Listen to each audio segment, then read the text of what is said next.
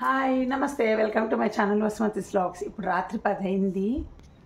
ఇదిగోండి రాత్రి 10 అయింది. మళ్ళీ అబద్ధం చెప్తున్నాను అనుకుంటారేమో అని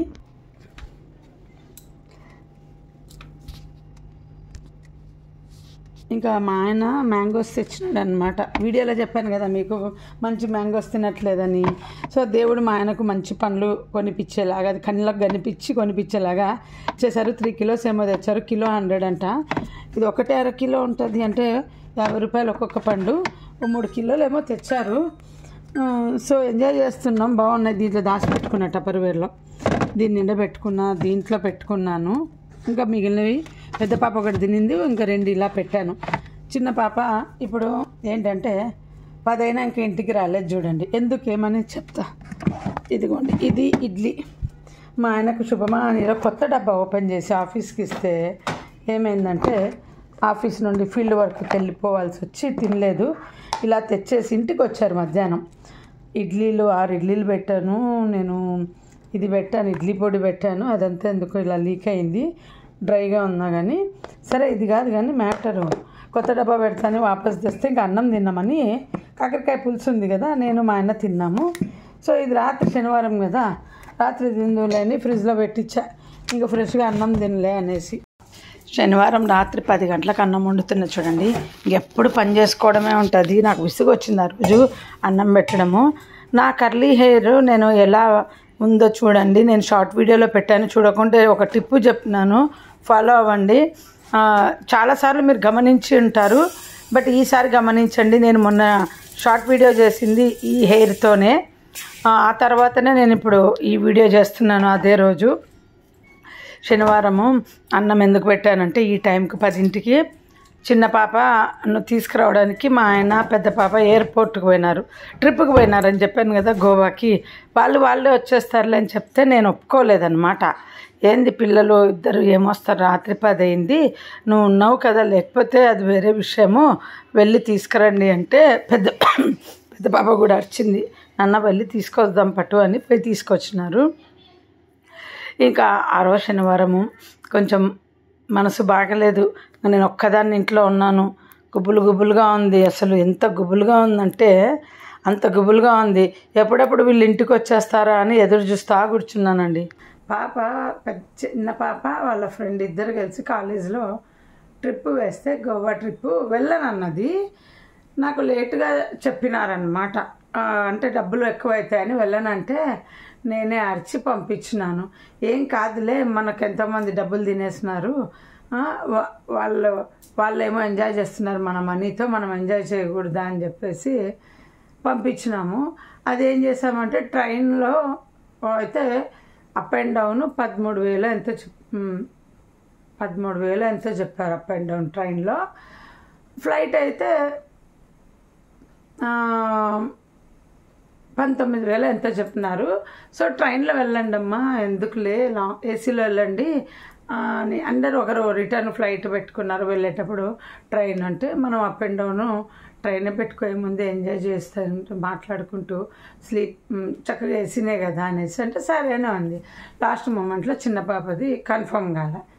ముందే మాకు అసలు మేము అది అనుకున్న ఆ పని పోస్ట్పోన్ అవుతుంది, ఇంకా కన్ఫర్మ్ కాలేదు, ఇంకా క్యాన్సిల్ చేసేద్దాంలే అనుకున్నాం.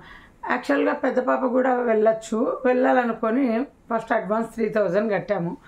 ఆమెకు ఇంకా ఎగ్జామ్స్ వస్తున్నాయి కరెక్ట్గా. వాళ్ళ ట్రిప్ లాస్ట్ రోజు ఆమెకు ఎగ్జామ్ అనమాట, అయిపోతుంది ట్రైన్ కదా, అందుకనేసి క్యాన్సిల్ చేసాం. ఇంకా 3,000 లాస్ యాక్చువల్గా.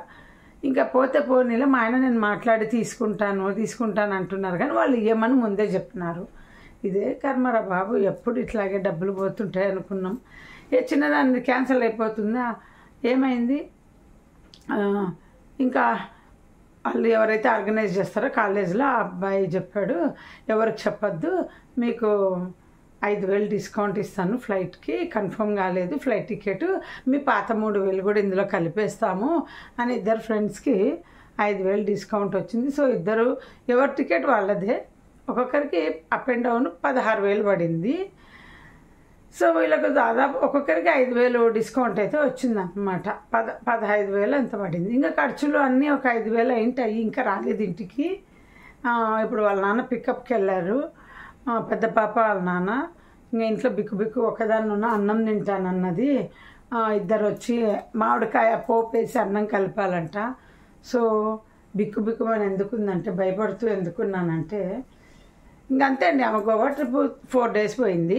అసలు తిప్పడం కంటే రూమ్లో పడేయడం ఎక్కువ ఉంది వాళ్ళకి. వెళ్ళిన రోజు పెద్ద బీచ్ పూల్ పార్టీ అనేది చేశారు. తర్వాత నెక్స్ట్ డే తిప్పారు ఒక ఫుల్ డే, సౌత్ గోవానో ఏమో అంట. మళ్ళీ ఆ నెక్స్ట్ డే హాఫ్ డే రూమ్లో పెట్టేసి హాఫ్ డే తిప్పారు. ఇంకా ఒక్క నిమిషం అట్లా తిప్పారు.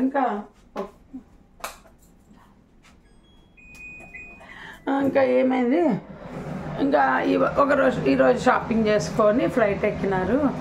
ఇంకా రిటర్న్ ఇంకా మా ఆయన ఏమన్నాడంటే వాళ్ళే వచ్చేస్తారే, క్యాబ్ మాట్లాడుకొని వచ్చేయమను అన్నారు. రాత్రిపూట అవకాశం ఉంది కదా అనేసి వెళ్ళేటప్పుడైతే 6 o'clock బయలుదేరినారు పొద్దున, కనుక ప్రాబ్లం లేదు. ఇద్దరు క్యాబ్ మాట్లాడితే వెళ్ళిపోయినారు. యాక్చువల్గా వాళ్ళ ఫ్రెండ్కి బాగా అలవాటు అనమాట, బెంగాలీ అమ్మాయి అప్ అండ్ డౌన్ చేస్తుంటుంది ఎప్పుడు కలకట్టాకు ఎయిర్పోర్టు వెళ్తూ రావటము. సో ఆ పాప వస్తారన్నందుకే నా చిన్న పాపను పంపిన. ఎందుకంటే మా చిన్న పాప మీద మాకు ఇంకా ఇండివిజువాలిటీ అంతా ఉందని అనిపించదు. కాలేజ్కి పోయి ఎప్పుడైనా రిటర్న్ వచ్చేస్తుంది ఒక్కటి 3 అంటే మెట్రో పట్టుకొని బస్సు పట్టుకొని ఆటో పట్టుకొని అంతా కష్టపడి వస్తుంది. కానీ ఏమో పెద్ద పాప మీద ఉన్నంత అంటే నిద్రపోతుంది తను, కొంచెం నిద్ర ఎక్కువ. జర్నీలో నిద్రపోతుంది అనుకోండి, క్యాబ్లో కరెక్ట్ కాదు కదా. అందుకని పాప వస్తానంటేనే మేము ఆమెను పంపించామన్నమాట. ఇవాళ మా సొసైటీలో ఒక ఆవిడ సూసైడ్ చేసుకుందండి. పై నుండి దూకి ఎన్నో ఫ్లోర్లో దూకిందో తెలీదు, మాకు కరెక్ట్గా తెలీదు. సో పెళ్ళైన ఆవిడేమో పిల్లలున్న ఆవిడేమో అనుకున్న వెంటనే ఎవరో ఫోటో పెట్టారనమాట. చూసారా ఎవరో పడిపోయినారు అనేసి గ్రూప్లో. ఇంకా తర్వాత చూస్తే ఇద్దరు మనవాళ్ళు మనవరాళ్ళు ఉన్నారంట. ఒక కోడలు కింద ఉంటుందంట, ఈమె ఒక కోడల దగ్గర ఉంటుందంట. మేము అనుకున్నాము డిప్రెషన్ అయింటుంది, హస్బెండ్ ఉండిండడు, డిప్రెషన్ అయింటుంది అని. ఎలా చేస్తారండి మనుషులు అసలు. ఒకటే చెప్తున్నాను, మేము కూడా మా హస్బెండ్ను నేను చేస్తా అది ఇది అని బెదిరిస్తానండి. కానీ బెదిరించేది వేరు, బెదిరించే వాళ్ళు ఎప్పుడు ధైర్యం చెయ్యరండి, అది గుర్తుపెట్టుకోండి. కానీ ధైర్యం చేసేవాళ్ళు చెప్పా పెట్టకుండా ఒకరోజు చేసేస్తారు. చాలామందిని విన్నాను నేను లాక్డౌన్లో.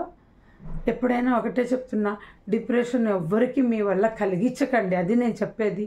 మనుషులకి వాళ్ళ కష్టాల కంటే కూడా డిప్రెషన్ ఎక్కువ బాధిస్తుందండి. ఎవరినైనా చూడండి డిప్రెషన్ అంటా అని చెప్పేస్తారు. వాళ్ళకు డిప్రెషన్ ఎందుకు వచ్చిందో మనకు తెలీదు, కానీ మనం కారణం కాకుండా చూసుకోండి. ఎందుకంటే నాకు వేరే వాళ్ళ వల్ల చాలా డిప్రెషను, నేను మీకు చెప్పాను డిప్రెషన్తో సఫర్ అవుతున్నాను. మాకు మా హస్బెండ్స్ సపోర్ట్ ఉండటం వల్ల మేము డిప్రెషన్ను జయించాము. అంటే సపోర్ట్ అంటే మేము ఎలా ఆ డిప్రెషన్లో ఎలా మాట్లాడతామంటే అలా గొడవలు చేసుకుంటాం. నేను ఎక్కువ మా ఆయనతో గొడవలు అంటే కొంచెం ఒక మాట అనకూడదు. నాకు నేనే అడిగేదాన్ని, నాకు ట్రీట్మెంట్ ఇప్పించు అని. మీరు నమ్మరు, మా ఆయన తీసుకెళ్ళలే ఎప్పుడు కూడా.